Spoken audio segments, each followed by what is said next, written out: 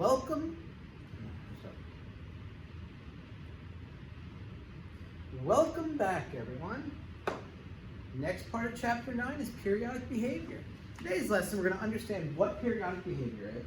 We're going to break down and determine what parts of the periodic function actually are, determine if a function itself is periodic, and then calculate the different values of attributes from a periodic function.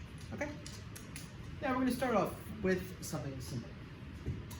Periodic phenomena actually occurs all the time in the physical world. Here's a couple examples that the book has listed for you. Seasonal variations in our climate. It's typically warmer in the summer, colder in the winter, and in between it's a little bit in between. So it goes hotter, colder, the temperatures. All right? Variations in the average, maximum, and minimum monthly temperatures. Okay, so the averages usually go up and down based on that. The number of daylight hours at a particular location. Okay, you should notice that the daylight hours go up and down depending on the angle the sun is hitting the earth. The tidal variations in the depth of the water in the harbor. That's your low tides going into high tides and your high tides going back out into low tides. The phase of the moon. You go from a full moon to a new moon. In between you have to have a half moon, right? Crescent moon. Sometimes you have blood moons or pink moons or rose moons, but those don't have anything to do with phases. And then animal populations. Populations of animals usually increase or decrease depending on predators, however many there are. Sometimes it's exponential, sometimes it's periodic. These phenomena illustrate the variable behavior which is repeated over time. The repetitions may be called periodic, oscillatory, or cyclic in different situations. Okay, in this chapter what we're going to do is we're going to study how trigonometric functions can be used to model all these different phenomena. Right? I didn't like that in my way.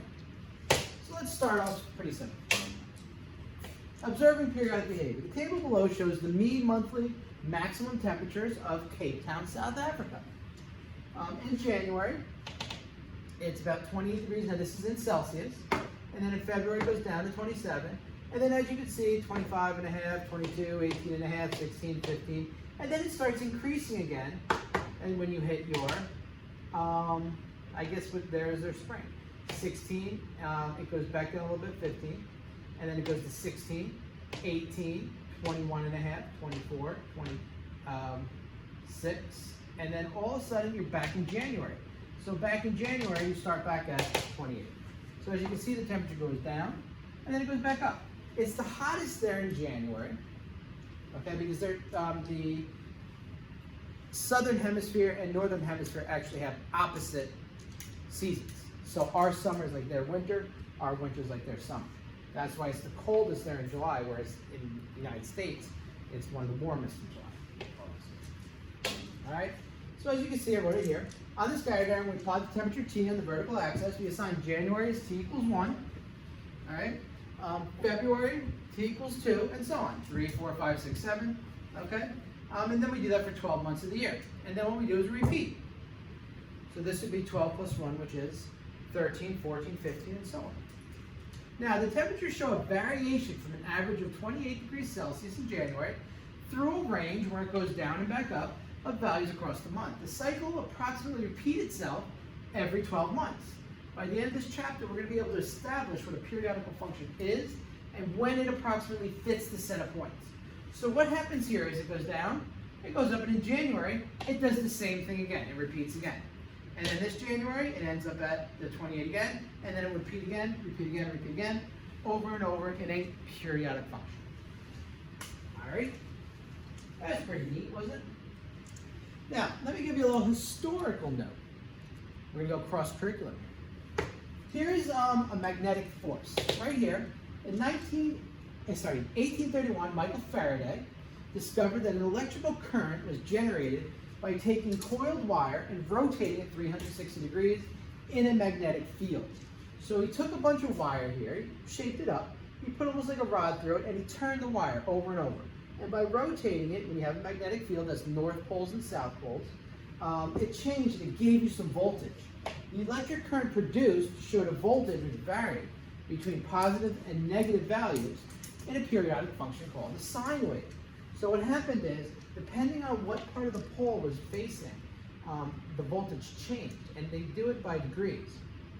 So the voltage went down when you went to turn it to the left, and then when it got back up vertically, it was at 0. So anytime it was vertical, it was 0. And then when it turned on its side the other way, notice this little indent is fading the other way, it was a positive voltage. So it was back vertical again, and then it just repeated over and over.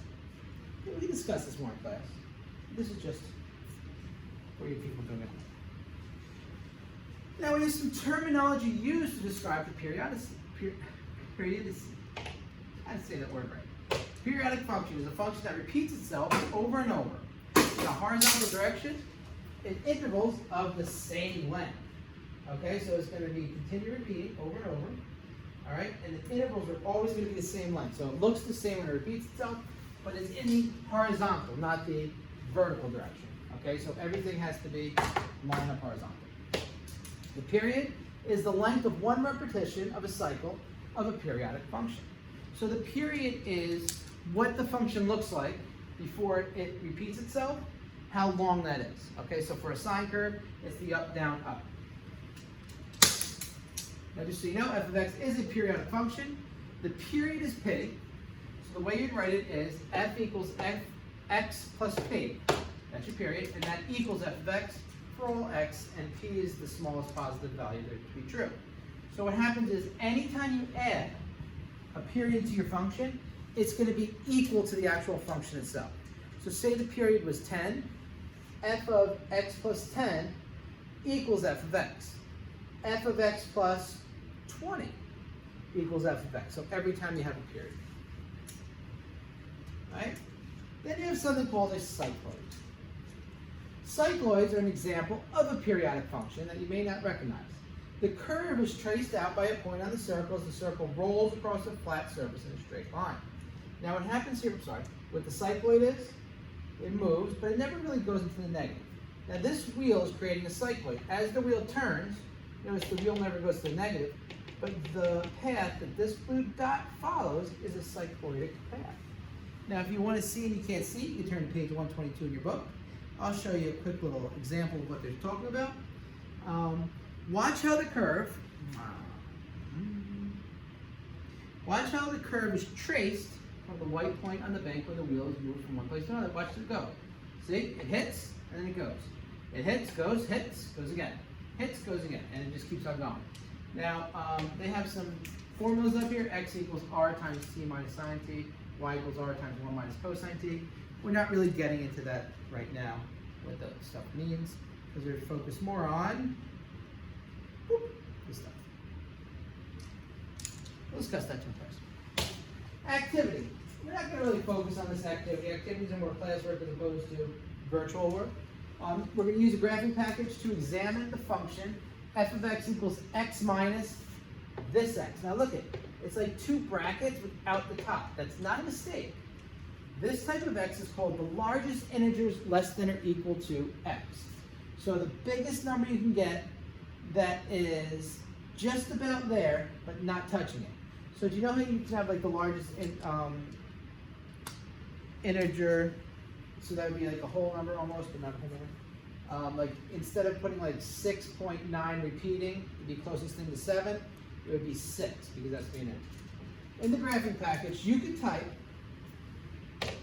this as floor parenthesis x. So if f of x is periodic, what is the period? All I need you to really know is if you go in your calculator, your graphing package right here,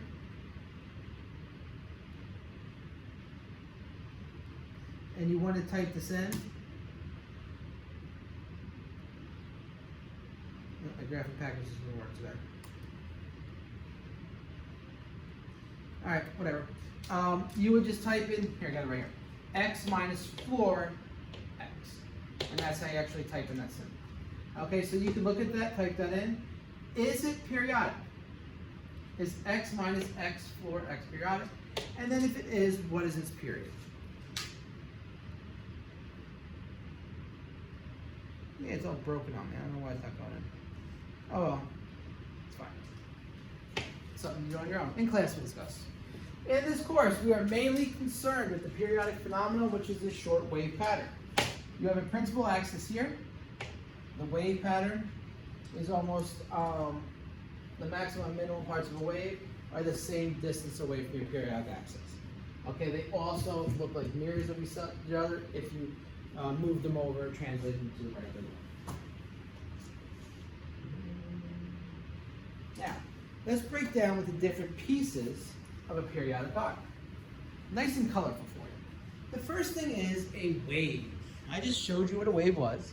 And a wave is what the figure that oscillates about the horizontal line is. So when it goes up and down across the horizontal line, that would be your wave. The principal axis, or the mean line, this is very important, that is the actual horizontal line that it oscillates about. So you have a line right here, say this white thing was a line, it would oscillate about that. You have 2 points on there. You have a maximum point, which occurs at the top of the crest. The crest is almost like a peak. It's a top, so when you have a, so if I had a figure right here, say this was my principal axis right here. Say this was my wave. All right, it's repeating. Maximum point, the crest would be the top. You can have more than one. Minimum point, not the top, but the bottom or the trough. So right here I only have one. Yeah, obviously if I drew this farther, it'd have more than one. So every time you hit your bottom point, you have a minimum point. All right, infinite number of both on an oscillating point. And finally, you got your amplitude. What your amplitude is the distance between the maximum or minimum principal axis. All right, so your amplitude is your maximum minimum divided by 2. So I take this number, whatever that is, I divide it, find the minimum, divided by 2. All right, so this would be my amplitude. The distance from the periodic to the maximum, or the distance from the principal to the maximum, or the distance from the principal to the mean. All right? Boom. Now what you're going to do is label. I want you guys to label the wave, principal axis to mean line, the maximum point, minimum point, amplitude, and the period. Go. All right, you're all labeled up. The wave is the pink thing. That's my wave. All right. Principal axis. This thing right here. Then going across. That's my principal axis. The thing that goes through the wave. Maximum point. There's actually 2. Maximum point. And there's also a maximum point over here. Minimum point. Right here. That's 1. And there's a minimum point right here. So there's 2. So 2 maximums. 2 minimums. Amplitude. Total distance, so it's only half that distance. So it's the distance from the period principal to the maximum point, or the distance from the principal to the minimum point. And then finally you got your period. Your period is the distance before it repeats itself, okay? And it doesn't matter which period you pick, but notice it goes up, down, up, okay? If you wanted to say the period was down, up, well you can't, because it would actually have to go back down. So it would just be, this would be my actual period. So that piece, so the distance between those 2 pieces would be the period. All right?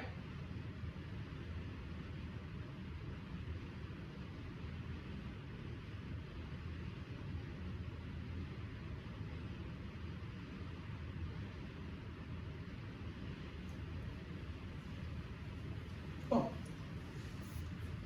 Which of these graphs shows periodic behavior?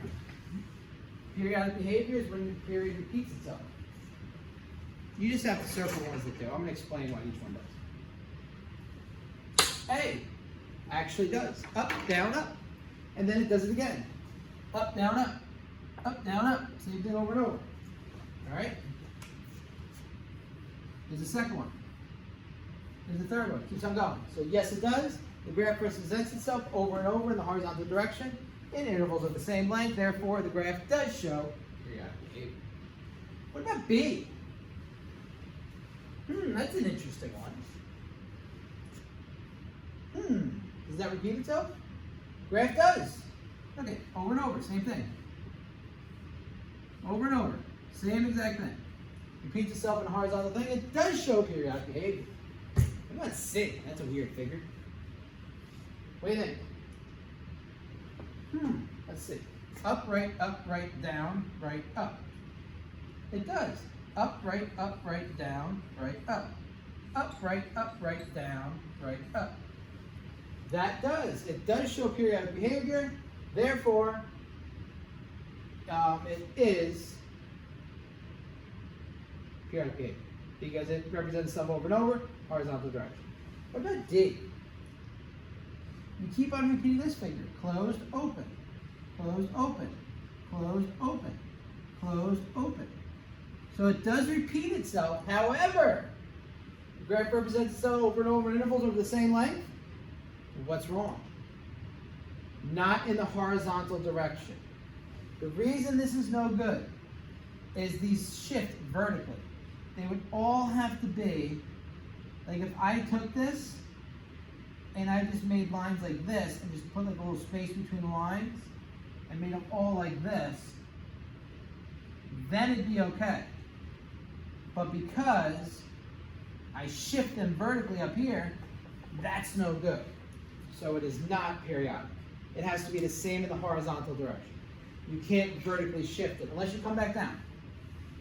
All right, that one got me a little bit when I first looked at this. That's why I thought it might get you.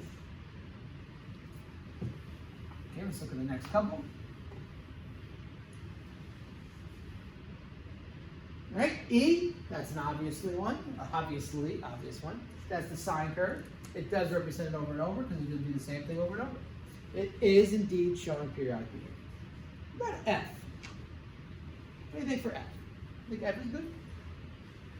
Let's see. So it goes M and then a loop. Well, look at that. Same thing. It does represent itself over and over in the horizontal direction in intervals of the same length. Therefore, the graph is exhibiting or showing periodic behavior. What about G? Okay, that piece is that repeating over and over? Like a little S? Okay, a little S. It's repeating over and over. However, what happens? Not in the horizontal direction. Therefore, it's not. How can we make this? We'll see how this piece starts here, say at -1, or we'll just call it negative A. If this piece here started this, and then repeated itself like that, and then this piece started at the same place, and repeated itself like that, then it would be. But since you have a vertical shift here, these guys are moving up, does not show periodic behavior. H. Okay? Again, but what's happening to this? It's dropping down every time. So even though it represents itself over and over in the same length, it does not do it horizontally. Not a periodic behavior. All right, it would have to pretty much start here the whole time. Then it would be periodic. Okay, you need the same exact y value for the starting point in order for it to be periodic. All right, that's the easiest way I can break that down. All right, and that's number 1. All right. Move on to number 2. Draw a scatter diagram for each set of data below. Is there any evidence to suggest that the data is periodic? Now you can use the graphing calculator to do this as well. Or you can just plot the points. Let's plot the points 0, 0. Oops, gotta plot 0, 0, 1, 1, 2, 1.4, 3, 1, 4, 0, 5, negative 1, 6, negative 1.4, 7, negative 1. Now it's increasing again. 8, 0, 9, 1, 10, 1.4, 11, 1, and 12, 0. So what do we see here? We do see a type of periodic, right? And that periodic is doing what? Is it repeating itself? I would say so. What do you think? Yep. The data does exhibit periodic behavior.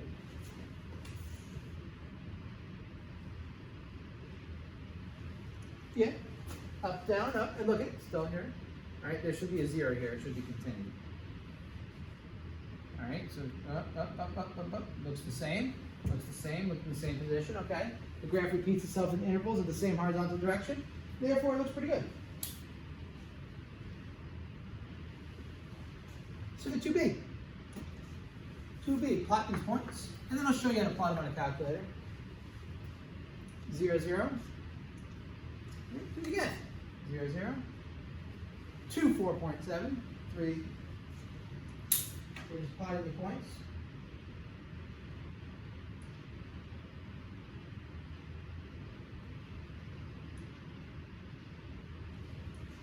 Plotting the points.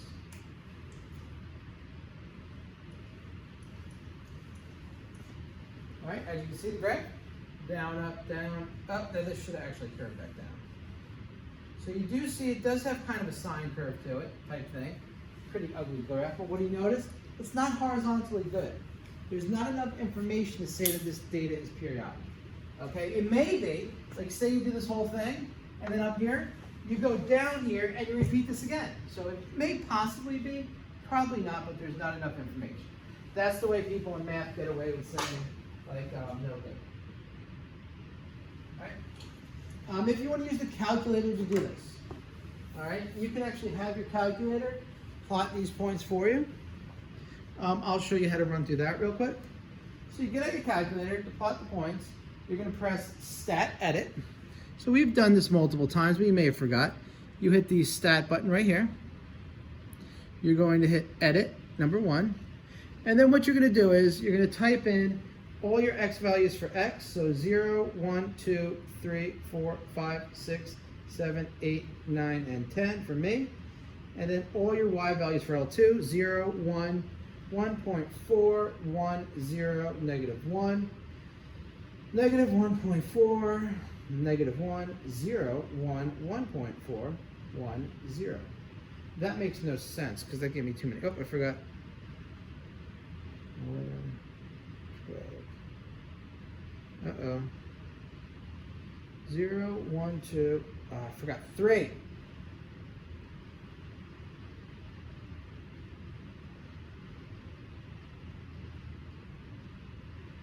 All right. So now I plot in all those points. Notice I checked my answers. I noticed my answers are messed up, so I went back. Now you're going to press the second button, which is here, the light blue button. You're going to press y equals, and it gives you the stat plots. Okay, you're going to select plot 1, which is the blue one. Enter. You're going to turn that on. Okay? Now it's on. Okay, so you're going to set up the screen as shown. The way the screen's shown is, you're going to want that on. We want the dots there, right? X list Y1, Y list Y2, the mark's good, the color's good. And now what we're going to do is we're going to hit zoom, which is this button right here.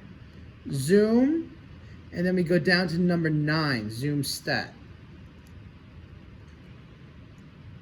And look, it gives us our plots. Those are some pretty neat plots. So looking at this plot, you can see it's going up, down, down. So that right there looks periodic. So something like this can indeed help us figure out if we're good or not. All right? Got it? Now the one on the board is a little bit different than the one we actually did. I don't know why that one's there. That's not the good one. All right, and so is the plot. The plot's different too. But whatever. All right. The data appears to exhibit some type of periodic behavior.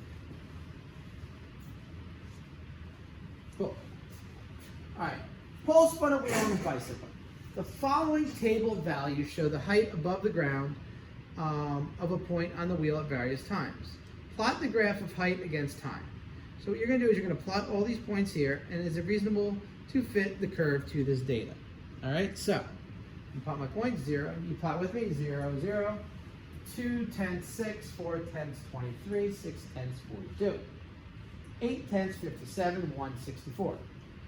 1 and 2 tenths 59, we're starting to decrease again. 1 and 4 tenths 43, 1 and 6 tenths 23, 1 and 8 tenths 7, 2, 1. All right, so you can see we're going up, and now we're going back down. Guess what we're going to do now?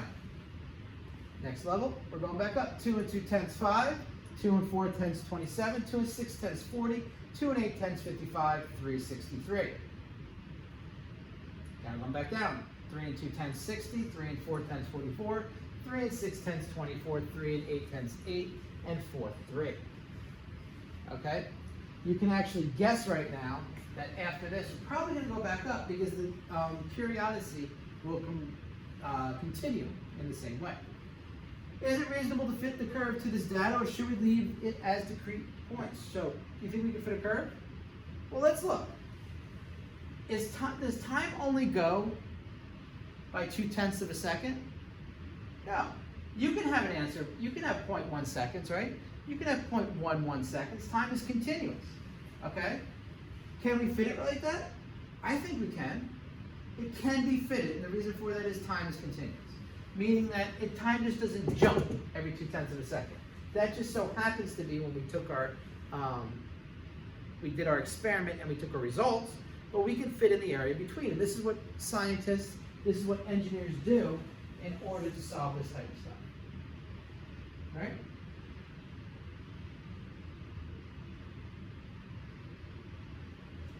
The next one,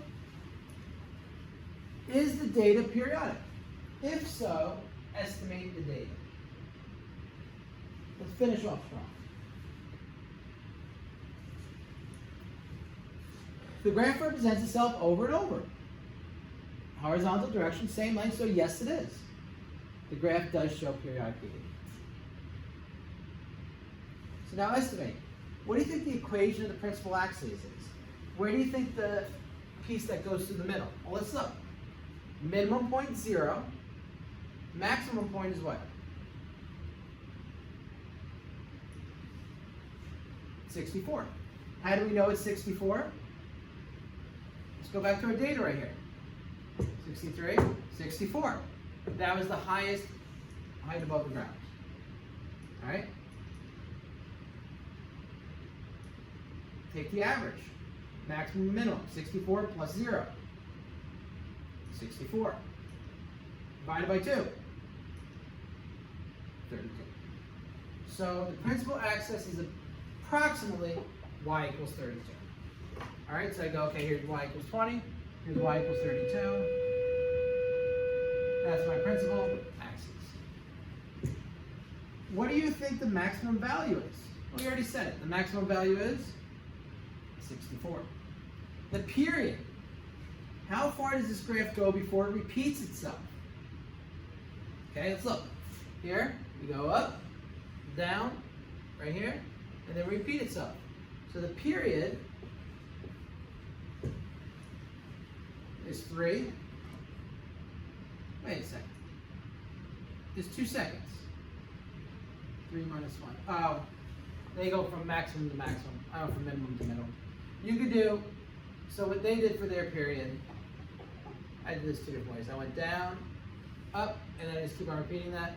So from 1 to 3 is 2. You can do it this way too. 2 minus 0 is 2. Okay? 4 minus 2 is 2. They all give you the period. It keeps on repeating, so it doesn't really matter. Amplitude is the maximum plus the minimum divided by 2. Okay, the amplitude is the distance away from here to here. 32. The reason the amplitude is the same as the principal axis is because this is 0. If this wasn't 0, you wouldn't just get it that easy. Okay, say this was like -2, it'd be a little different. Okay, so all you do is 64 minus 0 plus 0, 64 divided by 2, it's approximately 32 centimeters. Go 32 centimeters up from here, and 32 centimeters down. Pretty neat, right? Guess what? Boom! Periodic behavior in a nutshell. All right? So that was a pretty simple lesson. I think we did pretty well with it. If you have any further questions, just come find me. I'll help you understand better what periodic behavior is. And until the next lesson, have a good day.